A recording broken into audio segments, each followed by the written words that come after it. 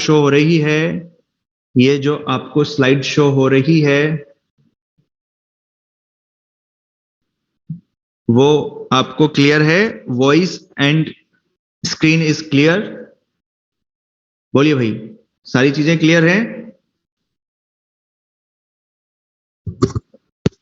चलिए शुरू करते हैं। यहां तक अपना हो गया था। अब हमें पढ़ना है नेक्स्ट स्लाइड। नेक्स्ट स्लाइड पर हम चलते हैं और देखते हैं कि उसमें क्या है। चलिए देखिए, ये यहाँ पे आपको कुछ पॉइंट दिए हुए हैं। यहाँ पे आपको कुछ पॉइंट दिए हुए हैं। वो पॉइंट दिए हुए हैं बेटा स्ट्रक्चर ऑफ टेस्टिस के बारे में। स्ट्रक्चर ऑफ टेस्टिस के बारे में क्या वॉइस क्लियर है सभी को? वॉइस क्लियर है सभी को? चलिए चलिए, अब हम बात करते हैं किसके बारे में? अब हम यहाँ पे बात करेंगे स्ट्रक्चर ऑफ टेस्टिस के बारे में। स्ट्रक्चर ऑफ टेस्टिस के बारे में मैं आपको बताऊं तो उससे पहले मुझे पढ़ाना होगा आपको structure of scrotum. Structure of scrotum.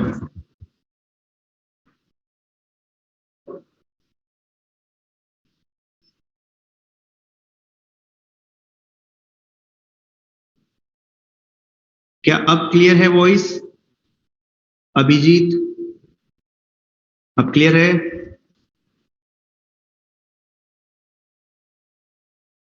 चलिए देखिए, अब हम बात करते हैं मेल रिप्रोडक्टिव सिस्टम के बारे में। मेल रिप्रोडक्टिव सिस्टम के बारे में अगर हम बात करें बेटा, तो हम जानते हैं प्राइमरी सेक्स ऑर्गन क्या है। प्राइमरी सेक्स ऑर्गन क्या है? वो है आपका टेस्टिस। क्या है? टेस्टिस। और हम जानते हैं कि टेस्टिस का जो ओरिजिन हुआ था वो एब्डोमिनल कैविटी में हुआ था। वो कहाँ हुआ था? एब्डोमिनल कैविटी में हुआ था। किसने किया था? मीजोडम ने किया था। लेकिन at the time of birth, at the time of birth जो आपका टेस्टिस है वो एब्डोमिनल कैविटी के बाहर आ जाता है। और बाहर किस में आ जाता है? स्किन के पाउच में आ जाता है। तो देखिएगा, यहाँ पर मैं समझाने की कोशिश कर रहा हूं कि कैसे बाहर आता है।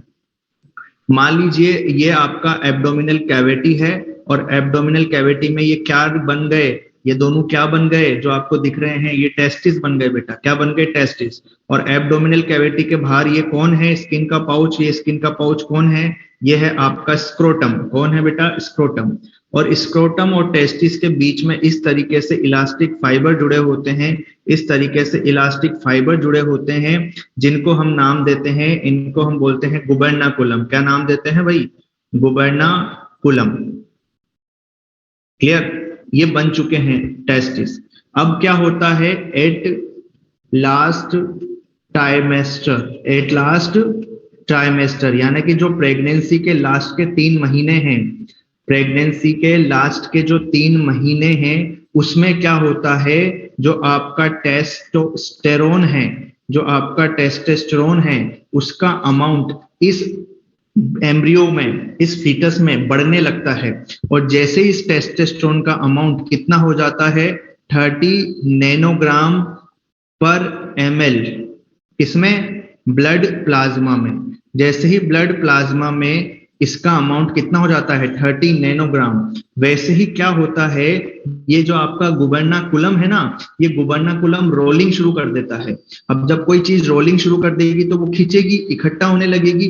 तो आपका जो ये टेस्टिस है ये इस एब्डोमिनल कैविटी से सरक कर कहाँ आ गए? कहाँ आ गए? स्क्रोटम में आ गए। कहाँ आ गए? स्क्रोटम में आ गए। और ये जो है ये आपका क्या हो गया? गुबर्नाकुलम छोटा हो गया। गुबर्नाकुलम क्या हो गया? छोटा हो गया। तो आपका जो ये टेस्टिस है ये कहाँ आ चुका है? स्क्रोटम में आ चुका है। और ये क्यों आया? For temperature regulation. क्यों आया? फॉर टेम्परेचर रेगुलेशन, क्योंकि यहाँ 2 to 2.5 डिग्री सेल्सियस हमें क्या चाहिए? कम चाहिए। क्लियर है सभी को? बोलिए भाई, क्लियर है? चलिए अब हम बात करते हैं स्ट्रक्चर ऑफ स्क्रोटम की। स्क्रोटम क्या होता है वो देखिए। तो आपको सबसे बाहर एक ब्लैक कलर की आउटर लाइन नजर आ रही है जो स्किन की बनी हुई है। सबको नजर आ रही है स्किन की एक ब्लैक कलर की जो लाइन बनी हुई है, ये है स्किन। तो आपका स्क्रोटम और कुछ नहीं होता, स्क्रोटम और कुछ नहीं होता, स्किन का एक पाउच होता है। किसका? त्वचा का, स्किन का एक थैला होता है, एक बैग लाइक स्ट्रक्चर होता है जिसमें आपके दोनों के दोनों क्या रखे होते हैं? टेस्टिस रखे होते हैं। और ये टेस्टिस इस इस स्क्रोटम की वॉल से जुड़े होते हैं किसकी हेल्प सर, किसकी हेल्प से जुड़े होते हैं? ये छोटे छोटे क्या हैं? गुबर्नाकुलम है, जिसको हमने नाम दिया है मेसोर्गियम, और ये बने होते हैं इलास्टिक फाइबर के। एज ए सस्पेंसरी लिगामेंट ये काम करते हैं। आपने देखा होगा गाड़ी के शोकर जो होते हैं, वो जब भी कोई गड्ढा वगैरह आता है तो उसको क्या करते हैं? सस्पेंशन प्रोवाइड करते हैं। तो जब भी यहाँ पर कुछ भी जब भी मूवमेंट होता है स्क्रोटम में, तो यहाँ पे इसको एक तरफ से अटैच करके रखते हैं, ताकि आपका जो स्क्रोटम के अंदर जो टेस्टिस है वो डिसलोकेट ना हो जाएं, वो अपनी लोकेशन पर ही रहें। क्लियर? तो ये यहाँ पे ये काम करते हैं। अब स्किन के नीचे जब आप इस डायग्राम में देख रहे होंगे तो आपको एक रेड कलर की लाइन नजर आ रही होगी, दिख रही है रेड कलर की लाइन, जिसको मैंने नाम दिया है डार्टोस मसल्स। क्या नाम दिया है भाई? Dartos muscle. और ये डार्टोस मसल होती है स्मूथ मसल, बहुत इंपॉर्टेंट मसल है। मुझे ये बताइए कि टेस्टिस बाहर क्यों आए? टेस्टिस बाहर क्यों आए? टेम्परेचर रेगुलेशन के लिए। और ये तो बाहर आ ही गए, लेकिन अभी हमें वापस हो सकता है टेम्परेचर रेगुलेशन करने की जरूरत पड़े, तो उसमें हमारी हेल्प कौन करेगा? उसमें हमारी हेल्प कौन करेगा? उसमें हमारी हेल्प करेगा डार्टोस मसल्स। कौन हेल्प करेगा अपनी? Dartos muscle. देखो क्या होता है, ये पूरे के पूरे स्क्रोटम की वॉल में फैली हुई है ना। अब मान लीजिए बाहर एनवायरनमेंट में बहुत ज्यादा सर्दियां हैं, बहुत ज्यादा एक्सट्रीमली विंटर हो चुका है, तो एनवायरनमेंट का टेम्परेचर क्या हो गया? कम। अब जो ये एनवायरनमेंट का टेम्परेचर कम हुआ है, इसका सीधा सीधा इफेक्ट किसके ऊपर आएगा? टेस्टिस के ऊपर आएगा। टेस्टिस को भी सर्दियां लगेगी, तो आपकी जो डार्टोस मसल है ना वो कॉन्ट्रैक्ट हो जाएंगी। जब डार्टोस मसल्स कॉन्ट्रैक्ट होंगी तो स्क्रोटम छोटा होगा या बड़ा? छोटा होगा। और जब वो छोटा होगा तो वो टेस्टिस को किधर की साइड पुश करेगा? हल्का सा किधर की साइड पुश करेगा? एब्डोमिनल कैविटी की साइड। और जब एब्डोमिनल कैविटी की साइड थोड़ा सा वो सरक जाएंगे तो वहां से वो क्या एब्जॉर्ब कर लेंगे? अरे क्या एब्जॉर्ब कर लेंगे? हीट एब्जॉर्ब कर लेंगे। इसका उल्टा अगर हम बात करें, अगर बाहर बहुत ज्यादा गर्मियां हैं, तो डार्टोस मसल क्या हो जाएंगी? डार्टोस मसल क्या हो जाएंगी? रिलैक्स हो जाएंगी। तो ये टेस्टिस एब्डोमिनल कैविटी से दूर चले जाएंगे, और ये जब दूर चले जाएंगे तो हीट अच्छे से लॉस हो पाएगा। तो इस तरीके से डार्टोस मसल जो हैं वो क्या करती हैं बेटा? वो क्या करती हैं बोलो? वो टेम्परेचर रेगुलेशन का काम करती हैं। क्लियर है सभी को?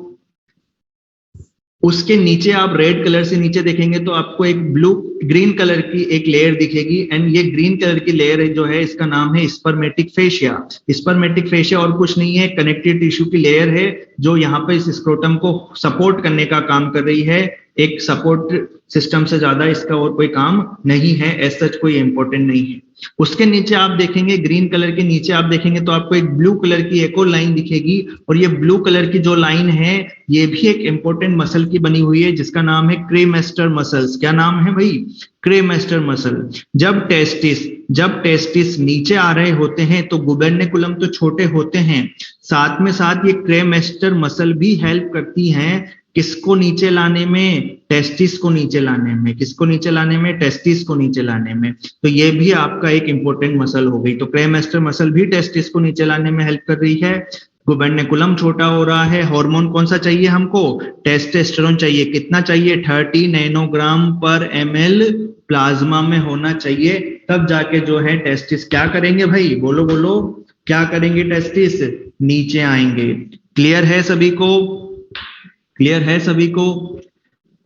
अब जो ये स्क्रोटम है ये बाहर से तो ऐसा लगता है कि अनडिवाइडेड है, लेकिन इंटरनली ये बीच में से डिवाइड होता है एक रेफे के थ्रू। एक यहाँ पे एक सेप्टम होता है जिसको हम बोलते हैं मीडियन रेफे, या इसको हम बोलते हैं सेप्टल मीडियन। क्या बोलते हैं इसको? एक सेप्टा होता है जिसको हम बोलते हैं मीडियन रेफे या मीडियन सेप्टा, जो इस स्क्रोटम को दो पार्ट में डिवाइड कर देता है, और दोनों साइड एक एक आपका क्या रखा होता है? Testis. Clear?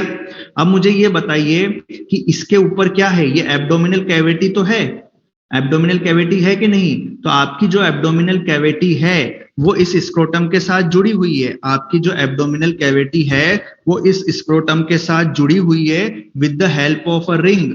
With the help of a ring, एक रिंग की सहायता से इसके साथ जुड़ी हुई है, और उसको हम बोलते हैं क्या? Inguinal ring. और वो क्या है? Inguinal canal. ये जो पूरी की पूरी जो ये डक्ट लाइक स्ट्रक्चर है इसका नाम है इंग्वाइनल केनाल। तो इंग्वाइनल केनाल की हेल्प से आपकी एब्डोमिनल कैविटी किसके साथ जुड़ी हुई है, किसके साथ जुड़ी हुई है, स्क्रोटम के साथ। तो कभी ना कभी जो टेस्टिस यहाँ रहे होंगे वो इसी इंग्वाइनल केनाल में से होते हुए कहाँ आए होंगे, अरे कहाँ आए होंगे, लास्ट ट्राइमेस्टर में स्क्रोटम में आए होंगे। बोलो क्लियर हुई क्या ये चीज, क्लियर हुई। अच्छा अब एक बात और सुनो, मुझे ये बताओ कि ये टेस्टिस लिविंग है कि नॉन लिविंग है, ये टेस्टिस लिविंग है कि नॉन लिविंग है, बोलिए टेस्टिस लिविंग है कि नॉन लिविंग है, लिविंग है भाई, है ना, बिल्कुल लिविंग है। तो इसे मुझे सारी की सारी सप्लाई देनी पड़ेगी, नहीं देनी पड़ेगी, मुझे ब्लड सप्लाई भी देनी पड़ेगी, मुझे नर्व सप्लाई भी देनी पड़ेगी, मुझे लिम्फेटिक सप्लाई भी देनी पड़ेगी, है ना। तो मान लीजिए ये एक टेस्टिस रखा हुआ है, ये एक टेस्टिस रखा हुआ है, ठीक है। तो इसमें ये ब्लड वेसल आ रही है, ब्लड वेसल जा रही है ना, दो ये हो गई, नर्व सप्लाई जा रही है, लिम्फेटिक सप्लाई जा रही है। और एक और चीज है, इधर से क्या निकलती है, एक डक्ट जो एपिडर्मिस से ऊपर जाती है, वॉज डिफरेंस, याद है सभी को, याद है सभी को। तो यहाँ पे टेस्टिस से कितनी डक्ट आ गई, देखो बहुत सारी डक्ट आ गई ना, टेस्टिस से बहुत सारी डक्ट निकल रही है ना, बहुत ज्यादा डक्ट अटैच है। तो ये अलग अलग पाइप झूल रहे हैं, ये अलग अलग पाइप झूल रहे हैं। तो नेचर ने क्या करा कि इन सबको एक बड़े पाइप में बंद कर दिया, एक इन सबको एक बड़े पाइप में बंद कर दिया। और उस बड़े पाइप का नाम क्या है, उस बड़े पाइप का नाम क्या है, स्पर्मेटिक कोड। जैसे आप देख रहे हैं इलेक्ट्रिक वायर, छोटे छोटे वायर होते हैं ना कॉपर कलर के, उनको अपन एक रबड़ में, याद है, एक रबड़ का रेड ब्लैक कलर के जो रबड़ आते हैं उनको चारों तरफ से रैप कर देते हैं। तो ऐसे जब 3-4 यहाँ पे सप्लाई हो गई तो नेचर ने उनको एक बड़े पाइप में बंद कर दिया, एंड दैट बड़ा पाइप इज स्पर्मेटिक कोड। अब देखो स्पर्मेटिक कोड के अंदर क्या क्या जा रहा है, इसमें वॉज डिफरेंस भी है, इसमें गोनाडल ब्लड वेसल भी है, इसमें नर्व भी है, इसमें लिम्फेटिक वेसल भी है। और ये टेस्टिस से ये स्पर्मेटिक कोड वापस किधर की साइड जाता है, एब्डोमिनल कैविटी की साइड जा रहा है। दिख रहा है सभी को, बोलिए भाई, दिख रहा है सभी को। तो इस तरीके से ये आपका स्क्रोटम के अंदर रखे होते हैं टेस्टिस, और ये अटैच होते हैं किसके साथ, अटैच होते हैं किसके साथ, एब्डोमिनल कैविटी के साथ। क्लियर है भाई, बोलो ऑल क्लियर गाइस, बोलो बोलो, क्लियर है ना सभी को। क्रेमस्टर मसल्स टेस्टिस को नीचे लाने में हेल्प करता है, डार्टोस मसल टेम्परेचर रेगुलेशन का काम करता है, गुबर्निकुलम यहाँ पे सस्पेंशन का काम करता है। क्लियर, यहाँ पे एक तो डार्टोस मसल्स इंपॉर्टेंट है, स्पर्मेटिक कॉर्ड इंपॉर्टेंट है, और गुबर्नाकुलम इंपॉर्टेंट है। क्लियर, क्लियर है भाई। अब चलिए मैं अब पीछे चल रहा हूं एक स्लाइड, क्या अब ये तीनों पॉइंट पढ़िए भाई, क्या मुझे बताइए तीनों पॉइंट क्लियर हैं क्या आप लोगों के,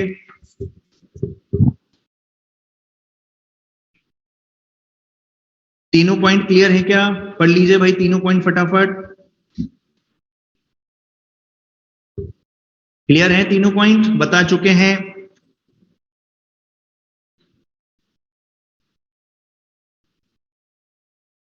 ये डायग्राम क्लियर है, चलिए आगे चलते हैं। अब देखिए भाई, अब यहाँ पे हम कुछ टर्मिनोलॉजी समझेंगे, वो टर्मिनोलॉजी इंपॉर्टेंट है। देखिए लड़का जब बढ़ रहा है, लड़का जब पैदा हो रहा है, लड़का जब बन रहा है, जब वो माँ के गर्भ में पल रहा है, तो उसके एब्डोमिनल कैविटी में क्या बन गए, टेस्टिस बन गए, क्या बन गए, टेस्टिस बन गए। और जब वो टाइम आएगा बर्थ का, टाइम आएगा बर्थ का, तो वो कहाँ आ जाएंगे, स्क्रोटम में आ जाएंगे। लेकिन कई बार कुछ केसेस ऐसे होते हैं कि एब्डोमिनल कैविटी में टेस्टिस बन तो जाते हैं, लेकिन वो टेस्टिस स्क्रोटम में नहीं पहुंच पाते, वो कहाँ रह जाते हैं, एब्डोमिनल कैविटी में रह जाते हैं। और ऐसी कंडीशन जिसमें टेस्टिस बन तो गए, जिसमें टेस्टिस बन तो गए, लेकिन कहाँ नहीं आए, लेकिन वो कहाँ नहीं आए, बोलो बोलो, वो कहाँ नहीं आए, स्क्रोटम में नहीं आए। हाँ आदित्य गुप्ता, वो क्या नहीं आए, स्क्रोटम में नहीं आए। तो मतलब ऐसे टेस्टिस को हम क्या बोलेंगे, जो नीचे नहीं आए, अनडिसेंडेंट टेस्टिस या क्रिप्टो ऑर्किडिज्म। क्रिप्टो मतलब होता है छिपा हुआ, हिडन, और ऑर्किड वर्ड यूज किया जाता है किसके लिए, टेस्टिस के लिए। यानी कि टेस्टिस है तो सही, टेस्टिस अरे है तो सही, लेकिन बेचारे कहाँ नहीं आ पाए, कहाँ नहीं आ पाए, स्क्रोटम में नहीं आए, वो अभी एब्डोमिनल कैविटी में ही है ना, एब्डोमिनल कैविटी में ही है। तो ऐसे टेस्टिस की कंडीशन को हम बोलते हैं क्रिप्टो ऑर्किडिज्म। क्या मैं आपसे ये पूछ सकता हूं कि यहाँ पे स्पर्म का फॉर्मेशन होगा क्या, क्या स्पर्म का फॉर्मेशन होगा क्या इन टेस्टिस में? नहीं होगा। क्लियर? नहीं होगा। ठीक है, तो उस केस में डॉक्टर क्या करता है? उस केस में डॉक्टर क्या करता है कि जब बच्चा 1 से 1.5 साल का हो जाता है, जब वो लड़का 1 से 1.5 साल का हो जाता है, तो वो परफॉर्म करता है एक सर्जरी जिसको हम बोलते हैं ऑर्कियोपेक्सी। क्या बोलते हैं? ऑर्कियोपेक्सी। और orchiopexy is a surgical process by which undescended testis brought into the scrotum.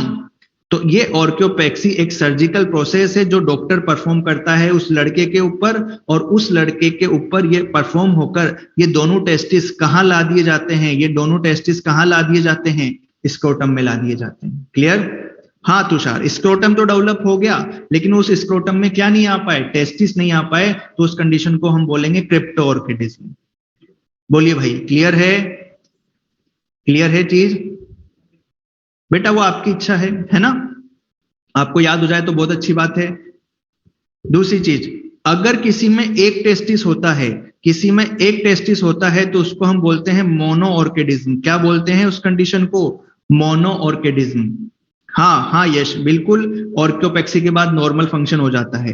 अगर किसी में 2 टेस्टिस की जगह एक ही टेस्टिस होता है, तो उसको हम क्या बोलते हैं? मोनोऑर्किडिज्म। अच्छा, इसमें एक बात और, जब क्रिप्टोऑर्किडिज्म वाली कंडीशन होती है, जब क्रिप्टोऑर्किडिज्म वाली कंडीशन होती है, जब टेस्टिस नीचे नहीं आ पाते, तो उनको नीचे लाना बहुत जरूरी है। उसके 2 कारण है, एक तो हमें स्पर्म फॉर्मेशन करवाना है, दूसरा अगर हम उसको नीचे नहीं लेके आएंगे और उसको ऊपर ही रख देंगे, तो धीरे धीरे ये हो सकता है कि उनके अंदर मैलिग्नेंसी डेवलप हो जाए। मैलिग्नेंसी बोले तो कैंसर डेवलप हो जाता है उन टेस्टिस के अंदर, जो कि उस बच्चे के लिए बहुत खतरनाक हो सकता है। तो हमें ऐसा बच्चा, अगर किसी में क्या नहीं आता, किसी में क्या नहीं आता, टेस्टिस नीचे नहीं आता, तो हमें ऑर्कियोपेक्सी करके उसको नीचे लाना पड़ेगा, अदरवाइज उस बच्चे के लिए आगे जाके प्रॉब्लम हो सकती है। क्लियर है सभी को? क्लियर है सभी को? चलिए, ये लास्ट पॉइंट देखिए, मैं बता चुका हूं का आपको, पढ़ के बताइए। ये लास्ट पॉइंट पढ़ के बताइए। हाँ, मोनोऑर्किडिज्म में प्रॉब्लम नहीं आएगी बेटा, लेकिन स्पर्म काउंट क्या होगा इसमें? कंपैरेटिवली स्पर्म काउंट क्या होगा? स्पर्म का जो फॉर्मेशन होगा उसका नंबर क्या होगा? ऐसे मेल से जब आप कंपेयर करेंगे जिसमें दोनों टेस्टिस है, जाहिर सी बात है उसमें कम होगा। क्लियर? हाँ हाँ आकांक्षा, बिल्कुल, मैन कैन सर्वाइव।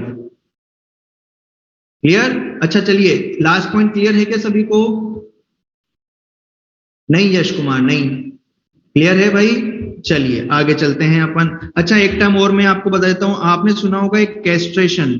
सुना है क्या कैस्ट्रेशन? कैस्ट्रेशन सुना है क्या? कैस्ट्रेशन होता है बेटा क्रशिंग ऑफ टेस्टिस। कैस्ट्रेशन होता है crushing of testis, not no removal of testis. No no no no no, गलत जा रहे हैं। The removal of testis is known as orchidectomy. That is different. Let me clear.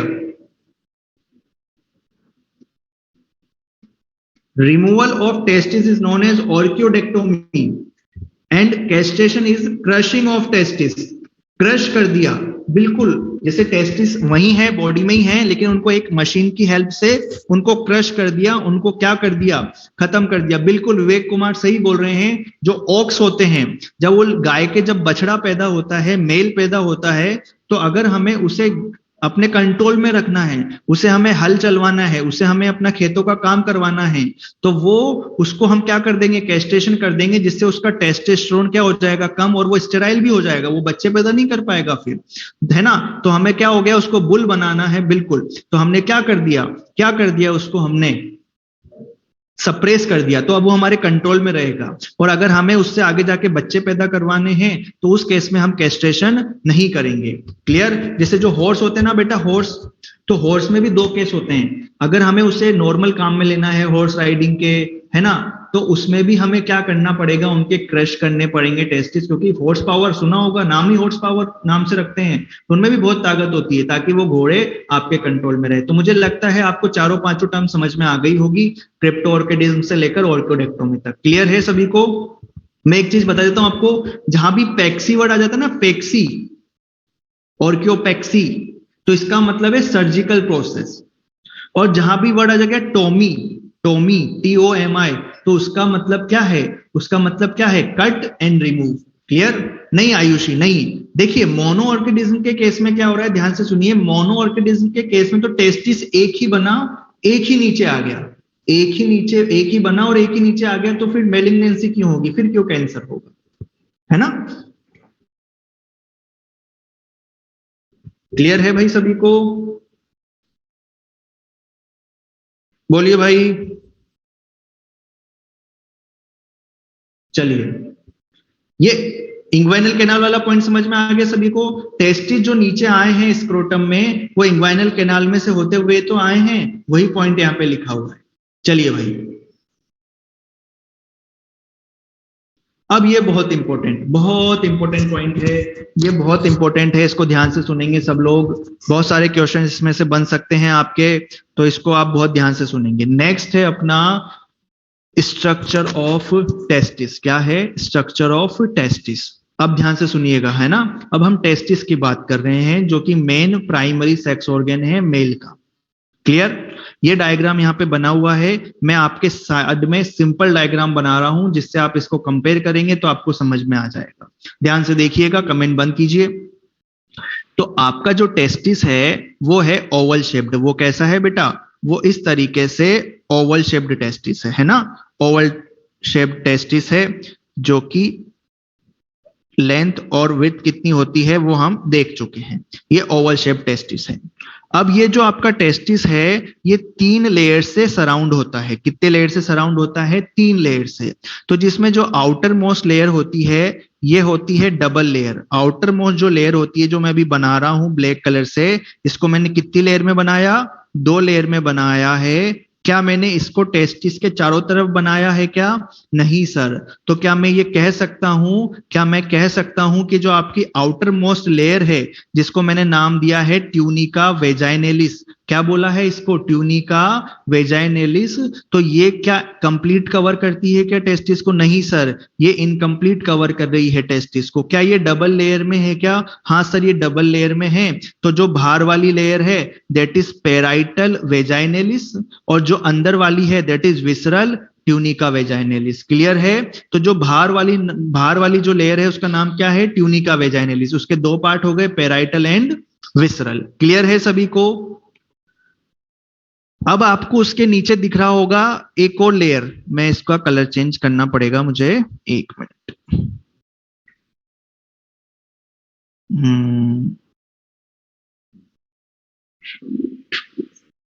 इसके नीचे है ये ओवल शेप्ड टेस्टिस। इसके नीचे क्या है? ये ओवल शेप्ड टेस्टिस।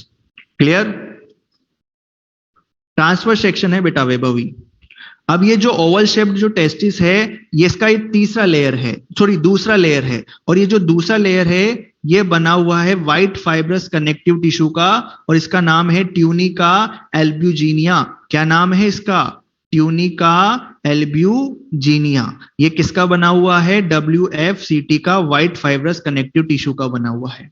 क्लियर? तो दूसरा लेयर क्लियर है सभी को? दूसरा लेयर क्लियर है भाई सभी को? बोलो।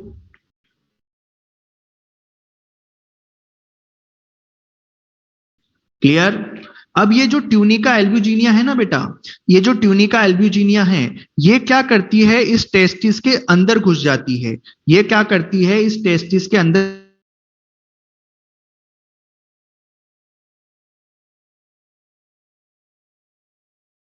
इसकी, बोलो बोलो। 3 लेयर हो गई। कितनी लेयर हो गई? 3 लेयर हो गई। Tunica, tunica vaginalis, tunica albuginea और ट्यूनिका वेस्कुलोसा। क्लियर? ये जहां भी मैं ये गोले कर रहा हूं, तो ये कितनी लेयर हो गई? 3 लेयर हो गई। क्लियर है?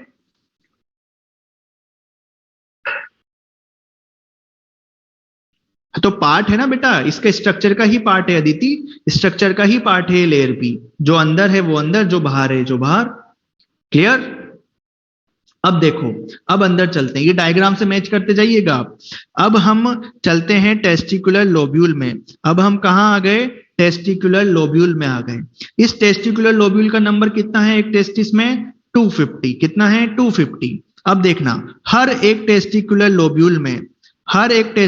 लोब्यूल में इस तरीके से हाईली कोइल्ड बहुत इंपॉर्टेंट डक्ट मिलती है। इस तरीके से हाईली कोइल्ड बहुत इंपॉर्टेंट डक्ट मिलती है और इन डक्ट का नाम है बेटा, इन डक्ट का नाम है सेमिनिफेरस टिब्यूल। क्या नाम है? Seminiferous tubule. और इनका नंबर होता है बेटा, इनका नंबर होता है अराउंड 750 से 1000 पर टेस्टिस। क्या ये नंबर कैसे आया, समझ में आया? ये नंबर समझ में आया कैसे आया? एक टेस्टिस में इतना कैसा आया? क्योंकि भाई कंपार्टमेंट कितने थे? 250। कितने कंपार्टमेंट थे? 250। और एक कंपार्टमेंट में कितनी मिल रही है? एक कंपार्टमेंट में कितनी मिल रही है? लगभग 3। कितनी मिल रही है? 3। तो मैं इसको 3 से मल्टीप्लाई करूंगा तो मेरे पास कितना आएगा? लगभग 750। तो ऐसा देखा गया, जब चेक किया तो अराउंड 800, 900, 700, 1000 अलग अलग पर्सन टू पर्सन ये वेरी कर सकता है। तो हमने ऑन एवरेज ले लिया कि भाई 750 से 1000 के बीच सेमिनिफेरस टिब्यूल मिलेगी एक टेस्टिस में। क्लियर है सभी को?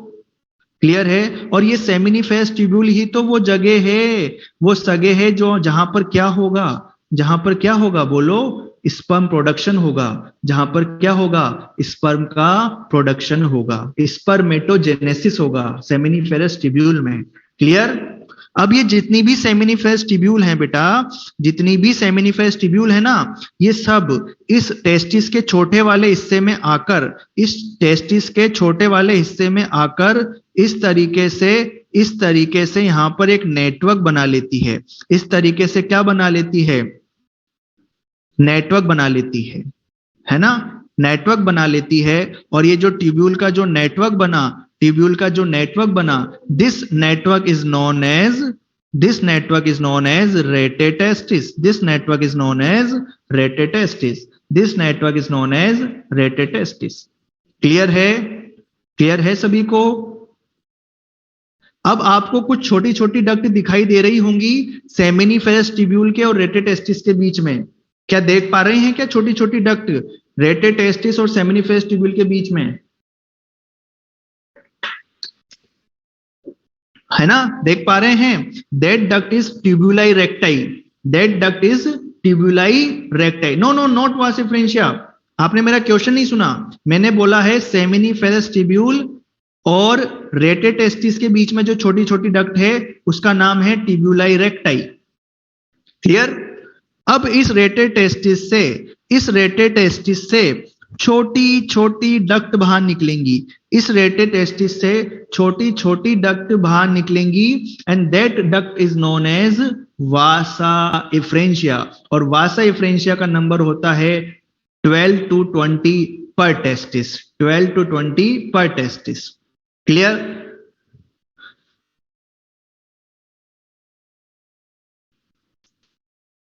तो मुझे एक क्वेश्चन बताइए कि वो कौन सी डक्ट है जो सबसे पहले टेस्टिस से बाहर आई?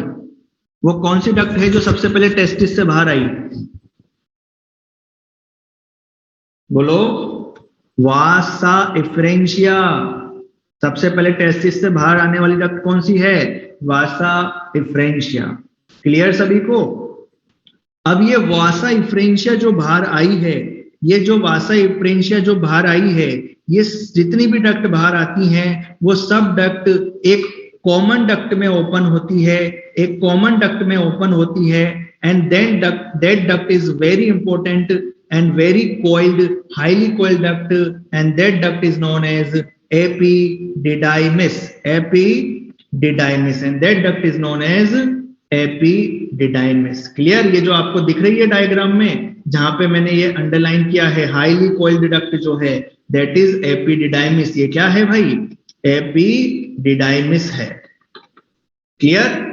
सेकेंडरी सेक्स ऑर्गन में पढ़ा था हमने बेटा। ये बहुत इंपॉर्टेंट है। इसके देखो 3 नाम आपको दे रखे हैं, बॉडी है ना, हेड, टेल। कोई याद नहीं करना, कुछ याद नहीं करना, आपको सिंपल याद करना है एपिडाइमिस। एपिडाइमिस के 3 पार्ट हैं, ऊपर, बीच में और नीचे वाला। अब जो एपिडाइमिस है, इसमें जो है सारा का सारा जो स्पर्म है वो सेमिनिफेरस टिब्यूल में बन रहा है और वो सेमिनिफेरस टिब्यूल में बन के कहाँ आ रहा है? सेमिनिफेरस ट्यूब्यूल में बन के कहाँ आ रहा है? बोलो बोलो, कहाँ आ रहा है? इस एपिडिडाइमिस में आ रहा है। कहाँ आ रहा है? इस एपिडिडाइमिस में आ रहा है। मैं कुछ बातें लिखने जा रहा हूं एपिडिडाइमिस से रिलेटेड, आप सब लोग ध्यान दीजिएगा। ये एपिडिडाइमिस स्पर्म का लगभग 1 महीने तक क्या करते हैं? 1 महीने तक स्टोरेज करते हैं। 1 महीने तक स्टोरेज करेंगे किसका? स्पर्म का। कौन? एपिडिडाइमिस। अच्छा मुझे ये बताइए कि स्पर्म का प्रोडक्शन कहाँ हुआ? एसटी में। तो स्पर्म वहां पे बन तो गया, स्पर्म वहां तो बन तो गया, लेकिन वो स्पर्म अभी थोड़ा सा कच्चा है जी। वो अभी जो है वो अभी क्या नहीं कर सकता? फर्टिलाइजेशन नहीं कर सकता। फर्टिलाइजेशन करने की काबिलियत उसमें नहीं आई है। तो फर्टिलाइजेशन की काबिलियत जो आती है वो कहाँ आती है? इसी एपिडाइमिस में आती है। और उसको हम बोलते हैं फंक्शनल मैच्योरेशन। क्या बोलते हैं हम उसको? Functional maturation. तो फंक्शनल मैच्योरेशन ऑफ स्पर्म भी कहाँ हुआ? फंक्शनल मैच्योरेशन ऑफ स्पर्म कहाँ हुआ? बोलो बोलो, कहाँ हुआ? एपिडिडाइमिस में। क्लियर है? क्या अब हमारा जो स्पर्म है, क्या वो लायक हो चुका है? वो लायक हो चुका है क्या? किसके लायक हो चुका है? फर्टिलाइजेशन के। लेकिन क्या अभी मुझे फर्टिलाइजेशन करवाना है? नहीं। तो मैं चाहता हूं कि मेरा जो स्पर्म है वो चुपचाप बैठ जाए, वो ज्यादा उछल कूद ना करे। उछल कूद करेगा तो एनर्जी लॉस कर देगा। तो जब स्पर्म को फर्टिलाइजेशन करने के लिए एनर्जी चाहिए होगी तब कहां से मिलेगी? तो ये एपिडाइमिस उसको क्या करेगा? फंक्शनल मैच्योरेशन करने के बाद उसका क्या कर देगा? उसके साथ क्या कर देगा? डीकैपेसिटेशन। क्या कर देगा भाई? डीकैपेसिटेशन मतलब उसको एक तरीके से इनहिबिट कर देगा, उसको कंट्रोल कर लेगा कि तू उछल कूद मत कर, उसको बांध लेगा। और ये डीकैपेसिटेशन जब स्पर्म है ये कहां पहुंचेंगे? याद करो कल का लेक्चर, कहां पहुंचेंगे? स्पर्म कहां पहुंचेंगे? वेजाइना में। बहुत बढ़िया बेटा, बहुत बढ़िया। वेजाइना में जाते इनको जो बांधा हुआ था ना उसको खोल दिया जाएगा कि अब तुम उछल कूद करो, तुम अपनी एनर्जी यहां खर्च करो और अपने अंजाम तक पहुंच जाओ, अपनी दुल्हन तक पहुंच जाओ, अपनी सेकेंडरी ओसाइट तक पहुंच जाओ। तो आप समझ में आया कि कल मैंने आपसे कहा था कि अभी कैपेसिटेशन याद कर लीजिए, डीकैपेसिटेशन आपको समझ में आ जाएगा। क्या दोनों पॉइंट क्लियर है? क्या दोनों पॉइंट क्लियर हैं आप लोगों के? बोलिए भाई, है ना? चलिए, अब ये जो एपिडाइमिस है ये टेस्टिस से बाहर है। अब यही आगे कंटिन्यूअसली रन करेगा और टुवर्ड्स द, वापस किधर की साइड रन करेगा? वापस एब्डोमिनल कैविटी की साइड रन करेगा। याद है वो डायग्राम? याद करो वो डायग्राम, यूरिनरी ब्लैडर के पीछे होता हुआ। And this duct is known as vas deferens। याद करो, समझ में आया? अब हमें जो हमारे स्पर्म है उसको ऊपर लेके जाना है, अगेंस्ट द ग्रेविटेशन लेके जाना है। तो स्पर्म में इतनी ताकत नहीं है, टिन्नी सी सेल, छोटी सी चुटकी सी, इतनी ताकत नहीं है। तो आपका जो एपिडाइमिस और वॉस डिफरेंस की जो वॉल है ये होती है बेटा मसल्स की बनी हुई। किसकी बनी हुई होती है? मसल्स की बनी हुई। और जब मसल्स की बनी हुई होगी तो इनमें मूवमेंट चलेगा, पल्सेटाइल मूवमेंट चलेगा, इनकी वॉल ऐसे हिलेगी। तो वो वॉल हिलेगी तो वो स्पर्म को हेल्प करेगी किधर जाने में? एंटी ग्रेविटी के तरफ जाने में, यानी कि टुवर्ड्स द एब्डोमिनल कैविटी जाने में। समझ में आया क्या सभी को? बोलो बोलो, अरे बोलो भाई, क्लियर है सभी को? क्लियर है ना? अच्छा, आपने एक वर्ड सुना होगा कभी ना कभी, टेस्टिकल। सुना है क्या भाई सबने? ऐसा वर्ड सुना है? टेस्टिकल सुना है? तो टेस्टिकल्स क्या होते हैं बेटा? जब हम टेस्टिस प्लस एपिडाइमिस को मिलाकर क्या बोलते हैं? टेस्टिकल बोलते हैं। क्लियर? क्लियर है सभी को? क्लियर है? चलिए, अब आपको पता है हमने पिछली क्लास में भी एक पाथवे पढ़ा था। अब उस पाथवे को हम लंबा करते हैं, उस पाथवे को हम वापस पढ़ते हैं जिससे आपका एक बार रिवीजन हो जाएगा। चलिए मेरे साथ आप लोग बोलेंगे, स्पर्म कहां बना? स्पर्म कहाँ बना, एसटी, शॉर्ट फॉर्म लिख रहा हूं मैं, एसटी, एसटी बोले तो सेमिनिफेरस ट्यूब्यूल, वहां से बनकर कहाँ आया, वहां से बनकर कहाँ आया, रेटे टेस्टिस में आया, कहाँ आया, रेटे टेस्टिस में आया, आया भाई, रेटे टेस्टिस से निकलकर वो कहाँ आया, रेटे टेस्टिस से निकलकर कहाँ आया, वो आया आपका वासा इफ्रेंशिया में, वासा इफ्रेंशिया से निकलकर वो कहाँ आया, वो आया एपिडिडाइमिस में, एपिडिडाइमिस में उसके साथ कुछ चीजें होंगी, समझ में आ गई ना क्या क्या, फिर ये एपिडिडाइमिस से किस में जाएगा, वॉस डिफरेंस में जाएगा, किस में जाएगा, वास डिफरेंस में जाएगा, और वॉस डिफरेंस में जब सेमाइनल वेसिकल की डक्ट खुलेगी तो इसको हम बोलेंगे इजाकुलेटरी डक्ट, और इजाकुलेटरी डक्ट आगे कंटिन्यू हो जाएगी यूरेथ्रा में, और यूरेथ्रा इसको बाहर ले जाके खोल देगा। तो ये पाथवे ऑफ स्पर्म समझ में आ गया सभी को, पाथवे ऑफ स्पर्म समझ में आ गया सभी को, बिल्कुल ठीक है। फटाफट 1 मिनट 10 सेकंड है, एक स्लाइड को देख लीजिए, कोई डाउट हो तो मुझसे पूछिए।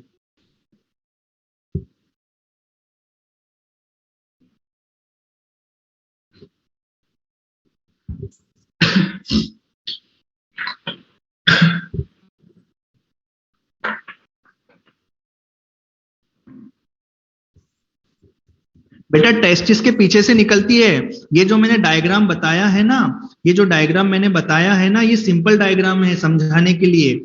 ये जो अच्छा इसको स्ट्रक्चर ऐसे समझो कि मान लो ये टेस्टिस है, ये जो है ये टेस्टिस है, टेस्टिस में ये ऊपर क्या लगी हुई है, एपिडाइमिस लगी हुई है, और एपिडाइमिस लगी हुई है, और एपिडाइमिस जो है वो ऐसे नीचे आ रही है और ऐसे पीछे से जा रही है ना, ये तो मैंने आपको समझाने के लिए सिंपल डायग्राम बनाया है। क्लियर? बेटा मैं राजस्थान से ही हूं। WFCT मतलब व्हाइट फाइब्रस कनेक्टिव टिश्यू। डीकैपेसिटेशन का मतलब है स्पर्म को इनहिबिट कर देना, स्पर्म को बाइंड कर देना, स्पर्म की एनर्जी लॉस ना हो इसलिए उसको कंट्रोल में रखना। और ये कंट्रोल कब खुलेगा, जब ये कहां पहुंच जाएंगे, वेजाइना में पहुंच जाएंगे, मतलब वहां पे क्या हो जाएगा इनका कैपेसिटेशन। क्लियर? मीडियास्टेनम टेस्टिस कुछ नहीं है, बीच में एक सेप्टम है, विद इन अ टेस्टिस एक कमरा है, एक कमरे के अंदर आपने एक दीवार खड़ी कर दी, जिस दीवार ने उस कमरे को 2 पार्ट में डिवाइड कर दिया, अनइक्वल डिवाइड कर दिया, और वो जो दीवार है दैट दीवार is known as mediastinum testis. Clear है सभी को? चलिए, हाँ स्क्रोटम का नंबर 1 ही लेंगे, बिल्कुल। बेटा ईडी मतलब इजाकुलेटरी डक्ट, एपिडेमिस तो पीछे आ गया ना, क्या कर रहे हो बेटा प्रिया, पूरा पढ़ो। हाँ, ये प्रियंका कश्यप ने अच्छा सवाल पूछा है कि सर स्पर्म तो हमेशा बनते हैं, जैसे प्यूबर्टी शुरू होती है तो स्पर्म कंटिन्यूअसली बनते जाते हैं जब तक आदमी मरता नहीं है, ये आगे भी बताता मैं पर सुन लो। तो बेटा स्पर्म लगातार बनते जाएंगे, अगर वो इजाकुलेट हो गए, बॉडी से बाहर निकल गए तो ठीक है, वरना वो एक लाइफ के बाद, एक पर्टिकुलर टाइम के बाद मेल बॉडी में ही डिस्ट्रॉय हो जाते हैं, और बिल्कुल उनका क्या हो जाता है, फेगोसाइटोसिस हो जाता है। ये प्रोसेस लगातार चलती रहती है। चलिए भाई आगे चलते हैं। ये देखिए, क्या ये डायग्राम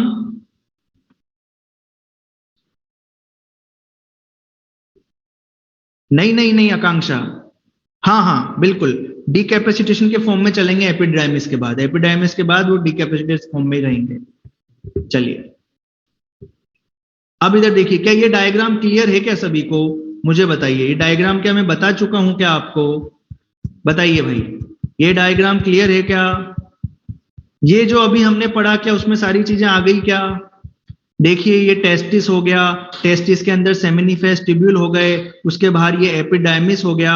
देखिए एपिडाइमिस कितना लंबा, जो एपिडाइमिस है ना बेटा ये 6 मीटर लॉन्ग है, कितना लंबा है, 6 मीटर लॉन्ग। 6 मीटर लॉन्ग का मतलब क्या है, 18 फीट।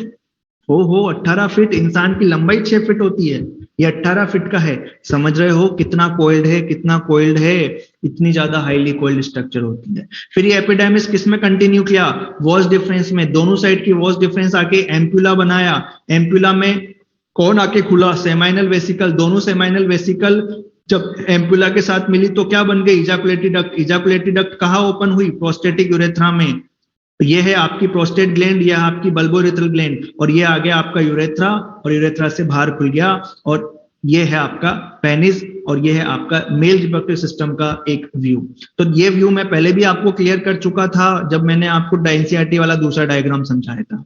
क्लियर है सभी लोगों को ये?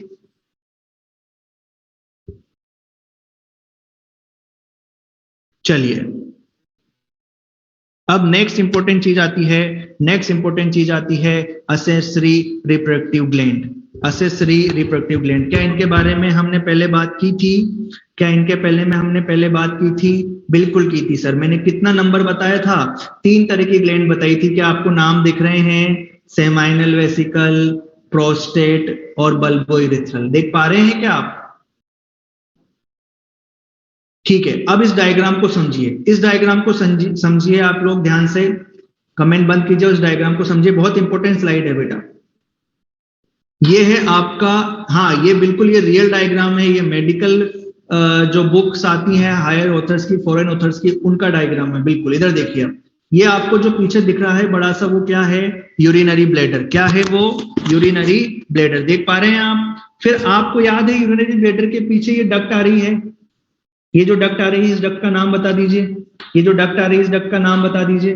बिल्कुल बच्चों, वॉस डिफरेंस। वॉस डिफरेंस के साइड में यूरिनरी ब्लैडर के पीछे तो थी अपनी एक ग्लैंड, सेमाइनल वेसिकल। याद करो भाई, याद करो भाई, याद करो, याद है? तो ये सेमाइनल वेसिकल और ये वॉस डिफरेंस दोनों आकर क्या हो गई? कंबाइंड हो गई। क्या बनाया था? इजाकुलेटरी डक्ट। याद है? और इसके बीच में से क्या निकल रहा है? पीछे की साइड बीच में से, इसके बीच में से क्या निकल रहा है? यूरेथ्रा। और इस यूरेथ्रा को चारों तरफ से केयर किसने कवर किया गया है? प्रोस्टेट ग्लैंड ने। तो ये आ गई आपकी दूसरी ग्लैंड, इसका नंबर 2, इसका नंबर 1। क्लियर? क्लियर है भाई सबको? और प्रोस्टेट ग्लैंड के नीचे देखो, आपको 2 मटर के जैसे दाने दिख रहे हैं, 2 छोटे छोटे से दाने दिख रहे हैं, और दैट इज बल्बोइरेथ्रल ग्लैंड। क्लियर है? बिल्कुल बिल्कुल श्रुति गुप्ता, सही पहचाने। क्लियर? अब मेरी बात ध्यान से सुनिए। टेस्टिस ने तो क्या बना के भेज दिया था? टेस्टिस ने तो क्या बना के भेज दिया था? स्पर्म बना के भेज दिया था। लेकिन जो बॉडी से बाहर निकलता है ना, जो बॉडी से बाहर निकलता है, मेल बॉडी से जो बाहर निकलता है, वो स्पर्म नहीं होते। वो क्या होता है? अरे बोलो बोलो, वो क्या होता है? अरे भाई, वो तो सीमन होता है। तो ये सर, ये सीमन क्या है? तो सर सीमन और कुछ भी नहीं है, जो टेस्टिस ने जो स्पर्म बनाए हैं वो, प्लस क्या है? प्लस क्या है? असेसरी रिप्रोडक्टिव ग्लैंड का फ्लूइड है। क्या है? असेसरी रिप्रोडक्टिव ग्लैंड्स का फ्लूइड है। यानी कि मैं जब इस स्पर्म में किसको मिला दूंगा? सेमाइनल नहीं, रीचा सिंह गलत बोल रहे हो, इस सेमाइनल वेसिकल को मिला दूंगा, प्रोस्टेट ग्लैंड को मिला दूंगा और बल्बोइरेथ्रल को मिला दूंगा। तो इन तीनों का फ्लूइड जब मैं किस में मिला दूंगा? इन तीनों का फ्लूइड जब मैं किस में मिला दूंगा? स्पर्म में। तो क्या बन जाएगा? सीमन। मान लीजिए ये क्या है? ये कंटेनर है, इसमें ये क्या रखे हुए हैं? ये क्या रखे हुए हैं? बोलो बोलो, क्या रखे हुए हैं? स्पर्म रखे हुए हैं, है ना? तो सबसे पहले इसमें आके कौन मिलेगा? सबसे पहले इसमें आके मिलेगा सेमाइनल वेसिकल का फ्लूइड, फिर आके इसमें मिलेगा प्रोस्टेट ग्लैंड का फ्लूइड, फिर इसमें आके मिलेगा बल्बोइरेथ्रल ग्लैंड का फ्लूइड, और इस तरीके से ये क्या बन जाएगा? इस तरीके से ये क्या बन जाएगा? सीमन बन जाएगा। क्लियर है? क्लियर है क्या सभी को? है ना? चलिए, अब एक इंपॉर्टेंट बात बताने जा रहा हूं, ध्यान से सुनिएगा। मैं एक लाइन लिखने जा रहा हूं, क्या मुझे बताइएगा क्या वो सही है क्या?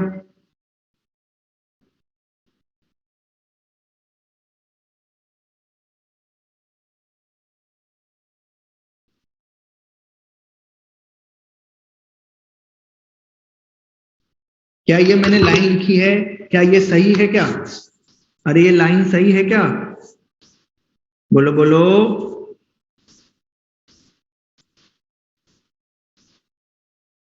अरे ये लाइन सही है क्या? ये लाइन सही है क्या? सीमन क्या इसको कहेंगे या तीनों के फ्लूइड को कहेंगे? सीमन इसको कहेंगे या तीनों के फ्लूइड को कहेंगे? तो ये लाइन जो लिखी है मैंने, क्या ये सही है क्या? ये सही है बेटा, बिल्कुल सही है लाइन। ध्यान से सुनिए अब। इस सेमाइनल प्लाज्मा का मतलब है कि इसमें तीनों का फ्लूइड है। आप सोच रहे होंगे कि इसमें तो सिर्फ सेमाइनल वेसिकल का फ्लूइड है, नहीं, ध्यान से सुनो। सेमाइनल वेसिकल के फ्लूइड को हम बोलते हैं सेमाइनल फ्लूइड। क्या बोलते हैं? Seminal fluid. और मैंने यहां पे क्या लिखा है? Seminal plasma. क्या लिखा है? Seminal plasma. तो सेमाइनल प्लाज्मा में ये तीनों फ्लूइड आ जाते हैं। सेमाइनल प्लाज्मा में ये तीनों फ्लूइड आ जाते हैं। क्लियर है क्या सभी को? बोलो भाई, क्लियर है सभी को?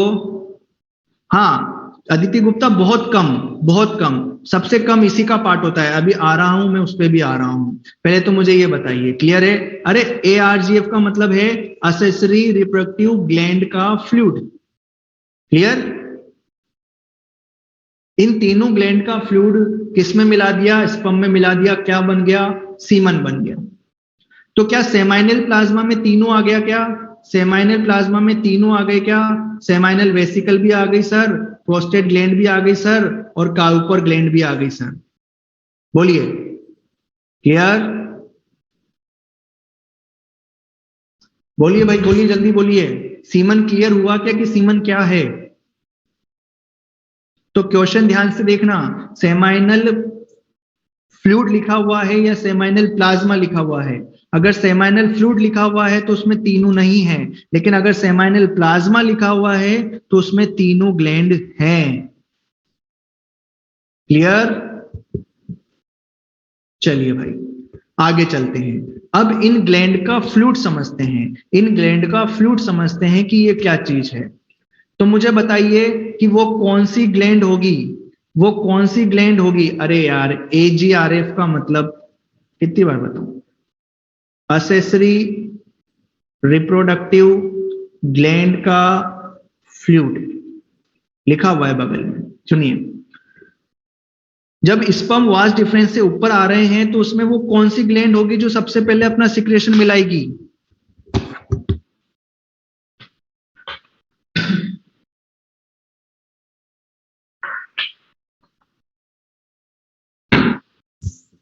बिल्कुल, सेमाइनल वेसिकल मिलाएगी, बिल्कुल। आगे देखिए, अब इधर देखिए, मेरी बात सुनिए। स्पर्म चले, स्पर्म जैसे ही पहुंचे तो सबसे पहले उनको कौन मिलेगा? सेमाइनल फ्लूइड मिलेगा। तो मैं आपको बता दूं कि सीमन बनाने में सबसे ज्यादा जो कंट्रीब्यूशन होता है वो कौन सी ग्लैंड का होता है? सबसे ज्यादा कंट्रीब्यूशन किसका होता है? सेमाइनल वेसिकल का होता है। 60 to 70% पार्ट जो है सीमन का कौन बनाता है? सेमाइनल वेसिकल बनाता है। इसका पीएच कितना? पीएच कितना भाई? 7.3। पीएच कितना? 7.3। क्लियर? अब इसके कंपोनेंट सुनिए कि ये अपने फ्लूइड जब देती है तो उस फ्लूइड में क्या क्या कंपोनेंट होते हैं। तो बहुत इंपॉर्टेंट, सबसे पहला क्या होता है? सबसे पहले क्या होता है? फ्रक्टोज। एंड फ्रक्टोज क्या है? एक शुगर है कि नहीं भाई? फ्रक्टोज शुगर है कि नहीं? और ये जो सीमन है, इस सीमन में स्पर्म है। स्पर्म क्या है? एक सेल है, एक सेल है, एक सेल है। उनको खाना चाहिए, एनर्जी चाहिए। कौन प्रोवाइड करेगा? अरे कौन प्रोवाइड करेगा? फ्रक्टोज प्रोवाइड करेगा। कौन प्रोवाइड करेगा? फ्रक्टोज प्रोवाइड करेगा। क्लियर? क्लियर? अब आगे सुनिए, अब आगे सुनिए।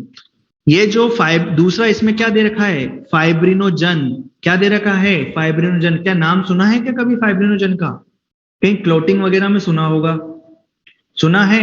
बिल्कुल। तो यहाँ पे जैसे ही ये फाइब्रिनोजन आता है तो ये क्या कर देता है बेटा? क्लोट कर देता है। सीमन को क्या कर देता है? बिल्कुल परमेश, ये क्या कर देता है? क्लोटिंग कर देता है। अच्छा सर, क्लोटिंग क्यों करी? अरे मैंने बोला ना, स्पर्म बहुत खतरनाक चीज है, ये खाली बैठ ही नहीं सकता। पहले तो हमने इसका डीकैपेसिटेशन किया तो इसकी एनर्जी कम हुई, पर जैसे इसको सीमन बनता है, और सीमन कब बनता है? सीमन कब बनता है? जब इंटरकोर्स होता है। अभी कोई मेल है, उसके अंदर जब क्या चल रहा है, वो खाली बैठा हुआ है, तो उसके अंदर सिर्फ स्पर्म है, सीमन नहीं है। सीमन तो कब बनता है? जब वो कॉपुलेशन करता है, ड्यूरिंग द सेक्सुअल इंटरकोर्स जब वो करता है, तब वो स्पर्म आगे बढ़ते हैं, उसके अंदर अपने अपने सिक्रेशन डाल दिए जाते हैं। तो जैसे वो सिक्रेशन डाले जाते हैं तो स्पर्म को एक मीडियम मिल जाता है। स्पर्म को क्या मिल गया? एक मीडियम मिल गया। अरे अब तो हमें मजा आ गया, अब तो हम उछल कूद करेंगे। नहीं नहीं नहीं, तुझे मीडियम मिल गया, पर तू अभी उछल कूद मत कर। तुझे फ्रक्टोज मिल गई पर अभी मत खा, बाद में खाने में काम आएगा तेरे। कब आएगा? जब तू वेजाइना में जाएगा। तो यहाँ पे इसको फ्रक्टोज तो दे दी, लेकिन साथ में कौन दे दिया? फाइब्रिनोजन भी दे दिया। और ये फाइब्रिनोजन क्या कर देगा? क्लोटिंग कर देगा। और जब सीमन की कोगुलेट हो जाएगा, सीमन गाढ़ा हो जाएगा, तो स्पर्म को स्विम करने के लिए जगह नहीं मिलेगी। अरे आप नदी में तैर पाओगे या बर्फ से जमी नदी में तैर पाओगे? पानी में तैरोगे या बर्फ में तैरोगे? पानी में तैरोगे ना, बर्फ में थोड़ी तैर पाओगे। तो हमने इसको गाढ़ा कर दिया, तो अब स्पर्म हिलडुल नहीं पाएंगे, जिससे उनकी एनर्जी क्या हो जाएगी? कंजर्व हो जाएगी। क्लियर? क्लियर? अब आगे देखो, दूसरा इसमें जो कंपोनेंट होता है वो है प्रोस्टाग्लैंडिन। क्या है? प्रोस्टाग्लैंडिन। प्रोस्टाग्लैंडिन की बात करें तो ये प्रोस्टाग्लैंडिन लोकल हार्मोन होते हैं, है ना, एक तरीके से एक हार्मोनल एक्टिविटी करते हैं। और ये क्या करते हैं बेटा? ये आपका काम करते हैं, ये क्या काम करते हैं? ये काम करते हैं पल्सेटाइल मूवमेंट का। क्या काम करते हैं ये? पल्सेटाइल मूवमेंट का। जब ये सीमन कहां जाएगा? जब ये सीमन कहां जाएगा? वेजाइना में। तो वहां पे क्या करेंगे? पल्सेटाइल मूवमेंट करवाएंगे। और उस पल्सेटाइल मूवमेंट से क्या होगा कि जो स्पर्म है वो खुद तो स्विम कर ही रहे हैं, खुद तो स्विम कर ही रहे हैं, लेकिन साथ ही साथ में ये पल्सेटाइल मूवमेंट की वजह से इनको हेल्प मिलेगा। एक सकिंग क्रिएट होगा वहां पे, एक सकिंग पावर क्रिएट होगी, जिससे वो स्पर्म अंदर खींचने जाएंगे। बोलो भाई, क्लियर है क्या? क्लियर है? चलिए, हाँ बिल्कुल रिया शर्मा, बिल्कुल। अब इसमें लास्ट बच गया सिट्रेट और आइनोसिटोल। सिट्रेट और आइनोसिटोल बच गया, है ना। अब इसका मतलब समझेंगे थोड़ी देर में कि इन दोनों का क्या काम है। अब मैं जा रहा हूं, अब अरे पल्सेटाइल मूवमेंट मतलब बेटा, जैसे मान लो आप किसी जगह पे खड़े हो, वो जगह शांत है तो आप चुपचाप खड़े हो, लेकिन अगर वो जगह हिलने डुलने लगेगी तो आप भी मूव करोगे कि नहीं करोगे? करोगे कि नहीं करोगे? बिल्कुल वैष्णवी, रिदमिक मोशन। जैसे खाना इसोफेगस में जाता है ना, खाना इसोफेगस में जाता है ना, तो वैसे पल्सेटाइल मूवमेंट के थ्रू जाता है। क्लियर? आकृति सिंह अभी आ जाएगा। इधर देखो, पेरिस्टालसिस, बिल्कुल। अब इधर देखो, ये तो हमने बात कर ली सेमाइनल वेसिकल की। किसकी बात कर ली? सेमाइनल वेसिकल की। अब हमारे पास दूसरी ग्लैंड भी तो है, उसका भी तो फ्लूइड समझना पड़ेगा, तो वो है प्रोस्टेट ग्लैंड। और प्रोस्टेट ग्लैंड सीमन में कितना कंट्रीब्यूशन करता है? ओनली कितना कंट्रीब्यूशन? 30%। ठीक है, तो मैं आपसे पूछूं कि सीमन का जो मेन भाग है, मेन पार्ट है, वो किसने बना दिया? सीमन का जो मेन पार्ट है वो किसने बना दिया? इन दोनों ने मिलकर बना दिया, सेमाइनल वेसिकल और प्रोस्टेट ने। तो बहुत कम, सबसे कम पार्ट किसका कंट्रीब्यूट होता है? सबसे कम पार्ट किसका कंट्रीब्यूट होता है? बल्बोइरेथ्रल का। क्लियर है यहां तक? चलिए, ये 5 लोब की ग्लैंड होती है, 1 पेयर होती है, मतलब ऐसे छोटे छोटे 5 लोब मिल जाते हैं और एक ग्लैंड का फॉर्मेशन कर देते हैं, and that gland is known as prostate gland. Clear? इसका जो सिक्रेशन होता है वो कैसा होता है? मिल्की सिक्रेशन होता है। इसमें प्रेजेंट होता है एक एसिड, नाम है सिट्रिक एसिड। क्या नाम है? Citric acid. क्या नाम है? Citric acid. क्या आप लोगों ने प्लांट फिजियोलॉजी में क्रेब्स साइकिल पढ़ा है? क्या क्रेब्स साइकिल की शुरुआत सिट्रिक एसिड से होती है? याद करो। क्या क्रेब्स साइकिल का लोकेशन बता सकते हो मुझे कि क्रेब्स साइकिल कहां चलता है?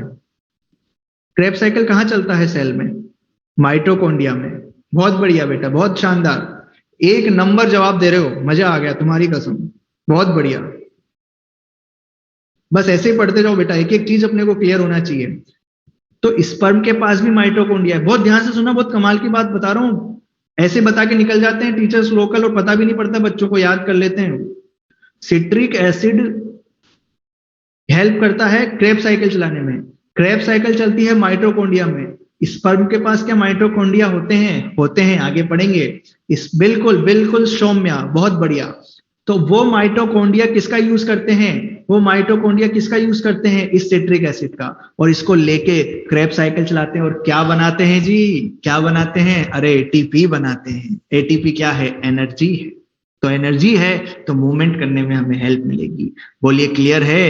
बोलिए क्लियर है? तो मैं लिख सकता हूं कि ये किस में हेल्प करेंगे? क्रेब साइकिल में हेल्प करेंगे। अरे बोलो बोलो बोलो, क्लियर है ना? अरे मजा आ रहा है क्या पढ़ने में? कुछ अलग लग रहा है? एलएन में पढ़ रहे हो, है ना? देखो हंसी मजाक में कम करूंगा, इतनी नहीं कर पाता मैं, तो आप लोगों को हो सकता है थोड़ी बोरियत महसूस हो, लेकिन थोड़ा इंटरेस्ट लोगे तो मजा आ जाएगा, एक एक पॉइंट क्लियर हो जाएगा। चलिए, क्लियर है? अब आगे चलते हैं। नेक्स्ट आता है कैल्शियम और फॉस्फेट। क्या है ये? कैल्शियम और फॉस्फेट। ये कैल्शियम और फॉस्फेट अटैच होते हैं इस सेमाइनल वेसिकल के किसके साथ? सिट्रेट और आइनोसिटोल। अभी थोड़ी देर पहले मैंने बोला था कि ये दोनों को मैं अभी बताऊंगा। तो ये दोनों किसके साथ कंबाइंड होते हैं? कैल्शियम के साथ और फॉस्फेट के साथ, क्योंकि इन दोनों का फ्लूइड भी तो मिक्स होगा ना। सीमन में तीनों का फ्लूइड मिक्स होगा कि नहीं होगा? होगा। तो ये तो दोनों आएंगे सेमाइनल वेसिकल से, और ये कैल्शियम फॉस्फेट आएंगे प्रोस्टेट ग्लैंड से, और ये चारों क्या होंगे? एक साथ मिल जाएंगे। और ये चारों मिल जाएंगे तो ये हेल्प करेंगे स्पर्म की मोटिलिटी में। किस में हेल्प करेंगे? स्पर्म को मूव कराने में। क्लियर है भाई? अरे बोलो। अब एक और चीज, नेक्स्ट आता है क्लोटिंग एंजाइम। नेक्स्ट क्या आता है? Clotting enzyme. क्लोटिंग एंजाइम का क्या काम होगा जी? अरे क्लोटिंग में हेल्प करेंगे। क्या मैंने इधर फाइब्रिनोजन बताया है आपको? इधर फाइब्रिनोजन बताया है? अरे फाइब्रिनोजन तो इनएक्टिव है जी। अगर आपने ब्लड सर्कुलेशन में पढ़ा है क्लोटिंग मैकेनिज्म, फाइब्रिनोजन तो इनएक्टिव है। इसका एक्टिव फॉर्म क्या है? फाइब्रिन। तो उस फाइब्रिनोजन को जैसे ही क्या मिलेगा? जैसे ही क्या मिलेगा? Clotting enzyme. वो फाइब्रिनोजन किस में कन्वर्ट हो जाएगा? फाइब्रिन में। फाइब्रिन में, और फाइब्रिन में कन्वर्ट होते ही वो सीमन का क्या कर देगा? क्लोटिंग कर देगा। क्या कर देगा? क्लोटिंग कर देगा। बोलिए क्लियर है? क्लियर है? अब बहुत कमाल की चीज आ रही है, बहुत कमाल की चीज आ रही है। अगर कोई बच्चा ध्यान से सुन रहा होगा और उसमें थोड़ा सा दिमाग उसने लगाया होगा, ध्यान से सुनिए, सिर्फ याद कर लो बेटा इमरान, आपसे नाम नहीं पूछेगा। तो वो ये सोच रहा होगा कि सर जब हमने क्लोट कर दिया सीमन का, और सीमन जब इजाकुलेट होगा, तो फिर इजाकुलेशन के बाद तो सीमन की क्लोटिंग हो जाएगी, तो फिर ये ससुरा तैरेगा कैसे स्पर्म? स्पर्म को तो मूव कराना पड़ेगा ना सर फर्टिलाइजेशन के लिए। तो उसके लिए देखो, उसके लिए देखो यहाँ पे एक एंजाइम और दे दिया, प्रोफाइब्रिनोलाइसिन। और ये प्रोफाइब्रिनोलाइसिन का क्या काम है? ये ब्रेक करेगा। किसको ब्रेक करेगा? अरे भैया ये ब्रेक करेगा किसको? क्लोटिन को। नाम ही तो है ना फाइब्रिनोलाइसिन, फाइब्रिन को तोड़ने वाला। अरे बोलो यार, फाइब्रिन को तो सब कुछ ही तो टर्मिनोलॉजी है। बहुत इंपॉर्टेंट है सीमन, सब कुछ terminology is biology. Profibrinolysin also inactive, profibrinolysin is also inactive. Clear? लेकिन जैसे ही इजाकुलेशन होता है, इजाकुलेशन के कुछ देर बाद ये प्रोफाइब्रिनोलाइसिन एक्टिवेट होता है फाइब्रिनोलाइसिन में, और फाइब्रिनोलाइसिन इस फाइब्रिन को खत्म कर देता है। और फाइब्रिन जैसे ही खत्म हुआ, क्लोटिंग भी खत्म हो जाती है, सीमन लिक्विफाइड हो जाता है, शुक्राणु स्पर्म तैरने लगते हैं और अपना काम करने लगते हैं। क्या मेरा बोलना कुछ काम आया? क्या आपको कुछ समझ में आया?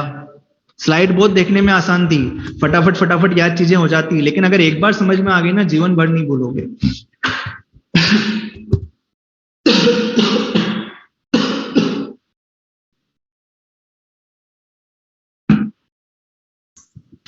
अब लास्ट ग्लैंड की बात करते हैं। लास्ट ग्लैंड क्या है? बल्बो इरिथ्रल।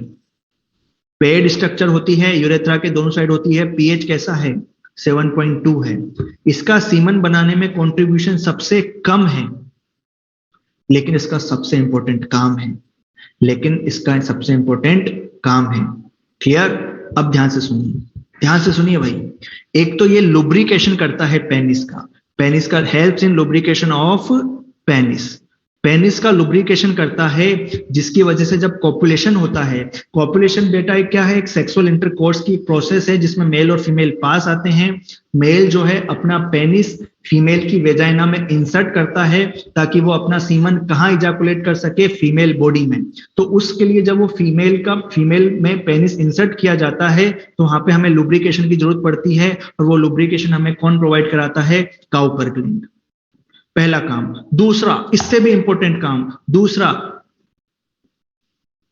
बेटा आपके पास ये जो सब मैंने बोल रहा हूं ये सब रिकॉर्डेड फॉर्म में मिलेगा ना, आपको रिकॉर्डेड क्लास मिलेगी।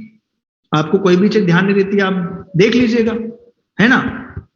जैसे क्लास खत्म होना रिवाइज कर लेना, हाथों हाथ। कल का काम कल पे कुछ मत छोड़ना, कल तक तो फिर ये ना अभी आपके सब माइंड में हल्का हल्का सा छप गया, एक बार रिवाइज कर लोगे पूरा एकदम पेस्ट हो जाएगा। अदिति गुप्ता ध्यान से सुनो, इसके जो फ्लूइड होता है, ध्यान से सुना, बल्बोरेथ्रल ग्लैंड का जो फ्लूइड है ये पेनिस को लुब्रिकेट करता है, यूरेथ्रा को नहीं करता, पेनिस को करता है।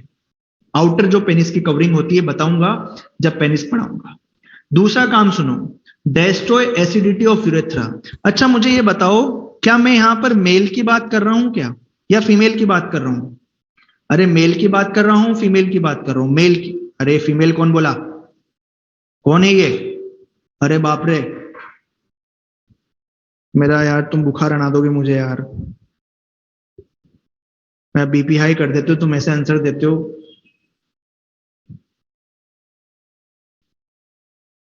थोड़ी तो दया करो बच्चों। चलो इधर देखो, मैं क्या ये जानता हूं कि मेल में यूरिन का पाथवे भी सेम है और सीमन का पाथवे भी सेम है? अरे बोलो, है कि नहीं? बिल्कुल।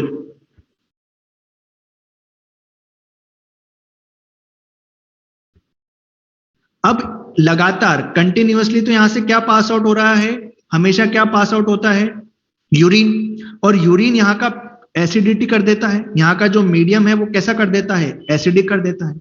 मैक्सिमम टाइम तो यूरिन पास आउट होगा, लेकिन सेक्सुअल इंटरकोर्स के टाइम हमें यहां से क्या निकालना है, सेक्सुअल इंटरकोर्स के टाइम हमें यहां से क्या निकालना है, सीमन। अरे सीमन में क्या है, स्पर्म। सीमन में क्या है, स्पर्म।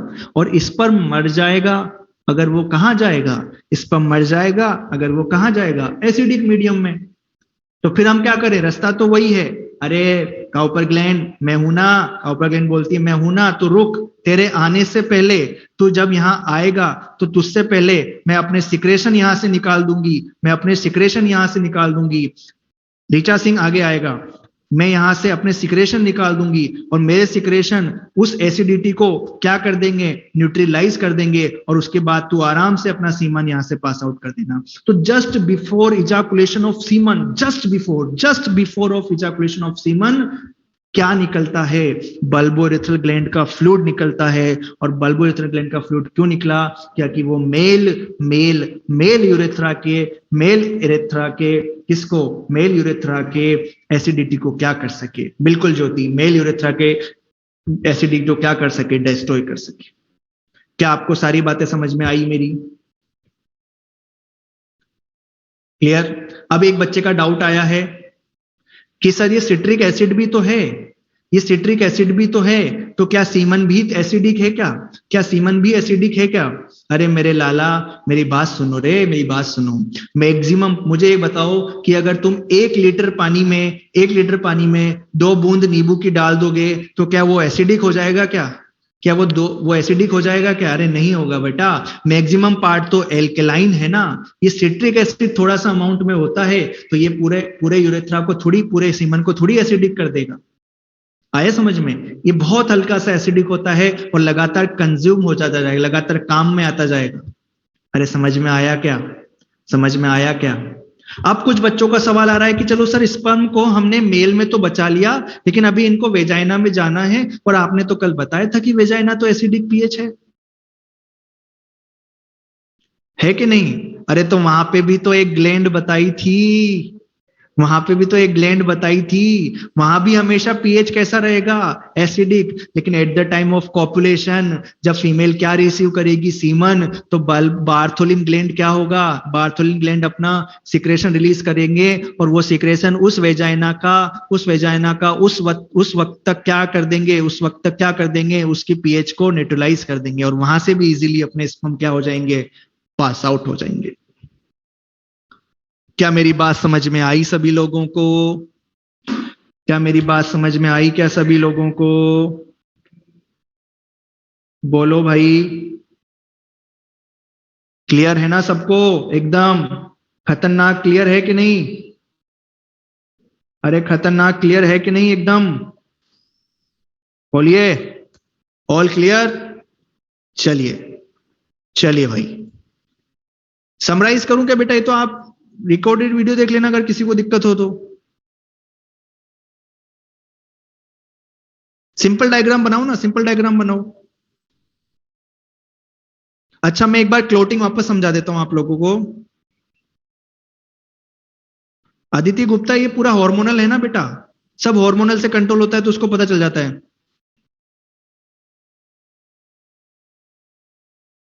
नहीं कनक शर्मा, थोड़ा सा आप गलत हो, मैं आगे बताऊंगा। चलिए 2 मिनट में समरी सुन लीजिए, क्लोटिंग की समरी सुन लीजिए। इधर देखिए, ये जो थोड़ी सी जगह है ना, ये थोड़ी सी जगह है ना, मैं यहां पे बना रहा हूं, यहां पे बना रहा हूं, ध्यान से देखिए भाई, ध्यान से देखिए।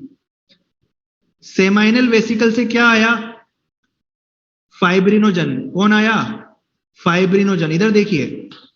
और इधर प्रोस्टेट ग्लैंड से क्या आया, क्लोटिंग एंजाइम।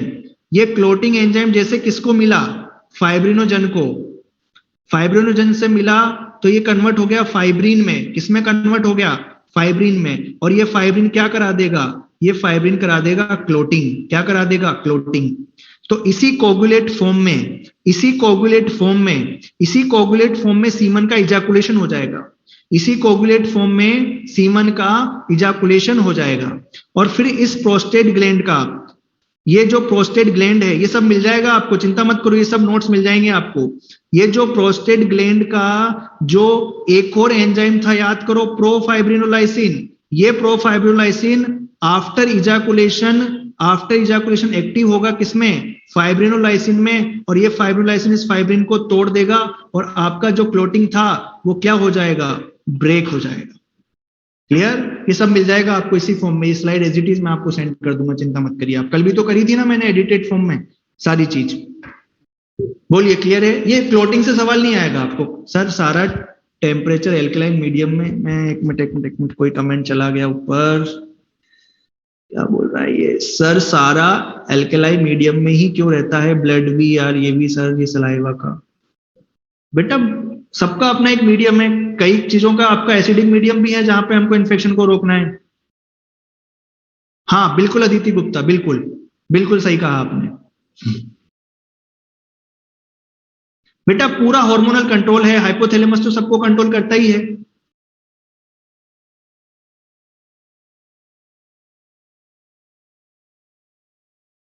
पीएच याद करना है क्या? हाँ बिल्कुल, पीएच याद कर लीजिए आप।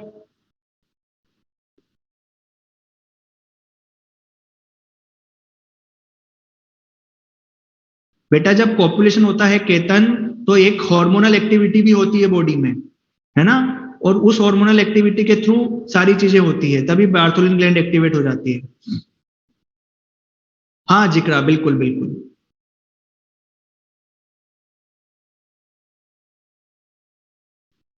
एपिडायमिस तक तो आ जाएगा, एपिडायमिस के बाद वो इजाकुलेशन के टाइम पे, बिल्कुल अदिति, इजाकुलेशन के टाइम पर, बिफोर आफ्टर एपिडायमिस। वैभवी, अगर बल्बोथ्रल ग्लैंड में कोई खराबी आती है तो फिर आपका सीमन निकलेगा तो सही, लेकिन वो इसमें स्पर्म जो है, वो स्पर्म क्या हो जाएंगे, डिस्ट्रॉय हुए स्पर्म मिलेंगे। ये अपन नेक्स्ट चैप्टर में जब रिप्रोडक्टिव हेल्थ पढ़ेंगे तब वहां पे हम डिस्कस करेंगे।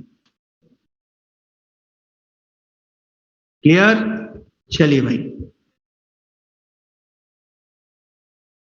लास्ट का थोड़ा सा पॉइंट बच रहा है। ये सब चीजें मैं वैसे तो आपको समझा चुका हूं। इधर देखिए, ये पहला पॉइंट क्लियर है क्या सभी को?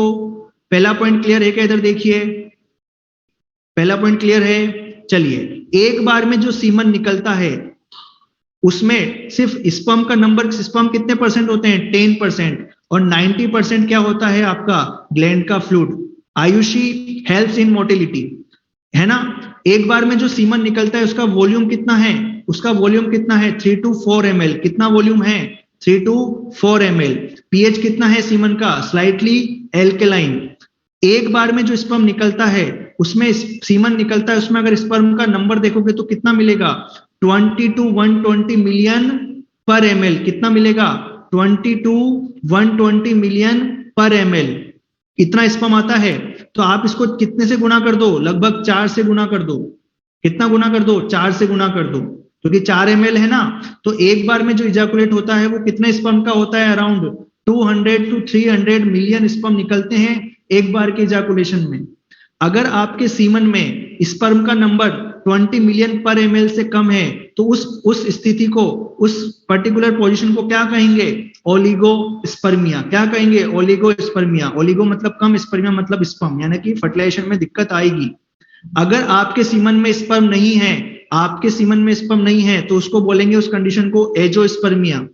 आपके सीमन में स्पर्म तो हैं लेकिन वो मोटिलिटी शो नहीं कर रहे हैं, तो इसको बोलेंगे एस्थेनोस्पर्मिया। और आपके स्पर्म हैं, मोटिलिटी भी है, लेकिन पर्टिकुलर साइज मॉर्फोलॉजी नहीं है, शेप एंड साइज नहीं है, तो उसको बोलेंगे टेरेटोस्पर्मिया। इसमें जो मैं ये कर रहा हूं स्टार मार्क, ये इंपॉर्टेंट है, ये चारों पांचों पॉइंट इंपॉर्टेंट है। अब बहुत ध्यान से सुनना, 1 मिनट की बात बन रही है, फिर मैं क्लास बंद करूंगा। ये जो लास्ट का पॉइंट है ये एनसीईआरटी का पॉइंट है, बहुत इंपॉर्टेंट है, ध्यान से सुनना, बहुत इंपॉर्टेंट है, ध्यान से सुनना। जितने भी स्पर्म रिलीज हुए उनको मैंने कितना मान लिया? 100%। कितना मान लिया? 100%।